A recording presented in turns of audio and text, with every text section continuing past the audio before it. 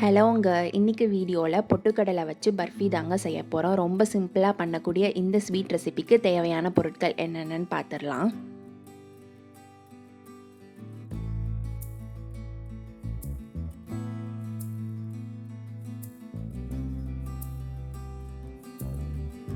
ஒரு பேன்ல எடுத்து வச்சிருக்க பொட்டுக்கடலை சேர்த்துக்கலாங்க. ஒரு கப் பால் சேர்த்துக்கலாம். சேர்த்துட்டு அடுப்பை ஒரு மீடியம் ஃப்ளேமில் வச்சு பால் கொதிச்சு அந்த பால்லையே பொட்டுக்கடலை வந்து நல்லா பாயில் ஆகிற அளவுக்கு நம்ம குக் பண்ணி எடுத்துக்கலாங்க.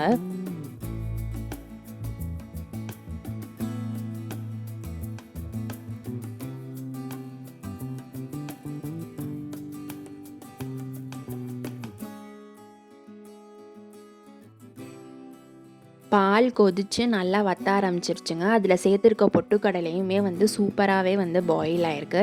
இப்போ அடுப்பை லோ ஃப்ளேமில் வச்சுட்டு ஒரு 5 to 10 மினிட்ஸ் இந்த கன்சிஸ்டன்சி வர அளவுக்கு குக் பண்ணிக்கலாங்க. அதுக்கப்புறம் அடுப்பை ஆஃப் பண்ணிவிட்டு அது ஒரு பிளேட்டில் ட்ரான்ஸ்ஃபர் பண்ணிவிட்டு ஆற வச்சிடலாம். ஆற வச்சுருந்த பொட்டுக்கடலையை மிக்ஸி ஜாரில் சேர்த்துக்கலாங்க.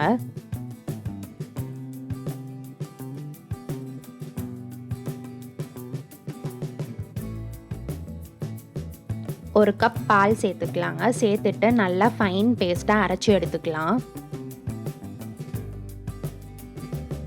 ஒரு பேனில் நம்ம அரைச்சி வச்சுருக்க பொட்டுக்கடலை பேஸ்ட்டை வந்து சேர்த்துக்கலாங்க. சேர்த்துட்டு இந்த ரெசிபிக்கு தேவையான அளவு ஜீனியை சேர்த்துக்கலாம்.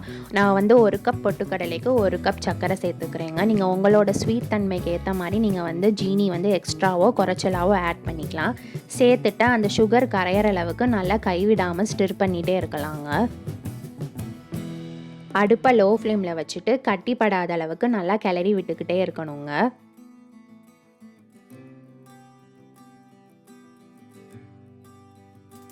இந்த ரெசிபிக்கான கீயை வந்து அப்பப்போ சேர்த்து கை எடுக்காமல் நல்லா கிளறி விடணுங்க. நெய் சேர்க்கறனால நல்லா அரோமாவும் இந்த ஸ்வீட்டுக்கு தேவையான ஒரு டெக்ஸ்சரும் வந்து நமக்கு கிடைக்கும். நம்ம எவ்வளோ தூரத்துக்கு இந்த ரெசிப்பியில் வந்து கீ சேர்க்குறோமோ அந்தளவுக்கு இதோட டெக்ஸ்சர் வந்து ரொம்ப சாஃப்டாக இருக்குங்க. சாப்பிடும் போது நம்மளால் அந்த சாஃப்ட்னஸை வந்து ஃபீல் பண்ண முடியும். அதுக்கப்புறம் தேவையான அளவு இடித்து வச்சுருக்க அந்த கார்டமம் பொடியை சேர்த்து நல்லா மிக்ஸ் பண்ணிக்கலாங்க. நம்ம சேர்த்துருக்க அந்த பொட்டுக்கடலை பேஸ்ட்டு வந்து நல்லா திக்காகி பேனில் ஒட்டாத மாதிரி வரணுங்க. அந்த கன்சிஸ்டன்சி வர அளவுக்கு நம்ம விடாமல் கண்டினியூஸாக ஸ்டிர் பண்ணிகிட்டே இருக்கணும். இப்போ பார்த்தீங்கன்னா இந்த பொட்டுக்கடலை பேஸ்ட் வந்து பேனில் ஒட்டாமல் சூப்பராகவே வந்து ரெடி ஆயிடுச்சுங்க. இப்போ அடுப்பை ஆஃப் பண்ணிவிட்டு இறக்கி வச்சிடலாம்.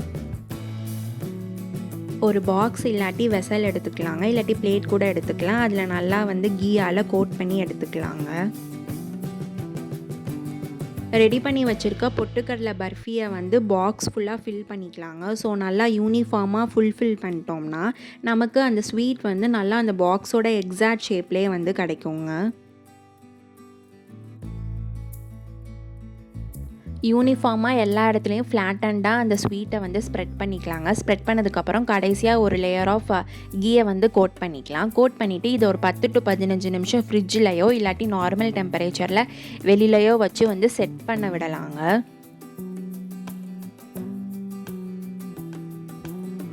15 மினிட்ஸ் கழிச்சு இது ஒரு பிளேட்டில் ட்ரான்ஸ்ஃபர் பண்ணிங்கன்னா சூப்பராக பார்க்கவே செம டெம்டிங்காக இருக்கிற இந்த பொட்டுக்கடலை பர்ஃபி வந்து ரெடி ஆயிருங்க. இதை உங்களுக்கு பிடிச்ச ஷேப்பில் குவான்டிட்டிக்கு ஏற்ற மாதிரி கட் பண்ணி சர்வ் பண்ணிடலாம். இந்த ரெசிபி செய்கிறதுக்கு தேவையான பொருட்கள் எப்போவுமே நம்ம வீட்டில் அவைலபிளாக இருக்குங்க. அது மட்டும் இல்லாமல் இது செய்கிறதுக்கு ஹார்ட்லி 30 to 40 மினிட்ஸ் தான் ஆகும். ஃபெஸ்டிவல் டைமில் செய்கிறதுக்கு பர்ஃபெக்டான ஸ்வீட் ரெசிபிங்க. கண்டிப்பாக ட்ரை பண்ணி பாருங்கள். இந்த ரெசிபி உங்களுக்கு பிடிச்சிருந்துச்சுன்னா சோறு-ரெடி-ஆ யூடியூப் சேனலை சப்ஸ்கிரைப் பண்ணி பெல் பட்டனை கிளிக் பண்ணிக்கோங்க. உங்கள் ஃப்ரெண்ட்ஸ் அண்ட் ஃபேமிலிக்கும் ஷேர் பண்ணுங்கள். தேங்க்ஸ் ஃபார் வாட்சிங்.